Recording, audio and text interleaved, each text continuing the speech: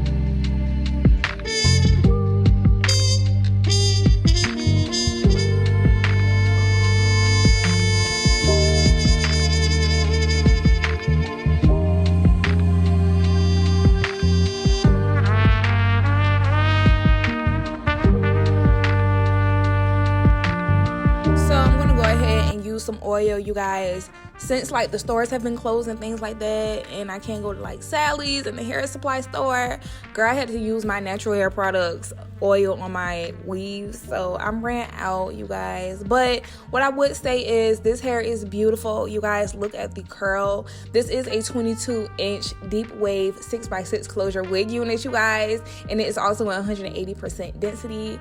So I think that this hair is very full, it's airy, it's lightweight, and the curls are popping on this wig. You may be a little alarmed because it's not that cute when it comes out the packaging at first, but I think it is so cute. I'm just using some hair products to like tame the hair a little bit because it was a little frizzy with me dealing with the party. So you guys never say that I turn around and show you guys the back, so here that is, so you guys can see the back. Don't nobody say in the comments that I didn't show y'all the back, because here it is. But anyways, that's pretty much all that I have for you guys. I really do think that this is a really good wig. Have no problems out of the wig at all. Think this would be a 10 out of 10 type of wig unit. Highly recommend you guys get it. Hope you guys enjoyed the video. I really do appreciate you guys. Thank you guys so much for continuing to support my YouTube channel. For the wig sale, because I know tomorrow's Friday, you guys, supposed to be posting it on the 15th. I don't really know if I'm going to be posting it because I am a little late with how I posted this last video because it is Thursday. So you guys may not get the wig sale tomorrow, and I'm like so sorry. Till then, see you guys in my next video. Bye.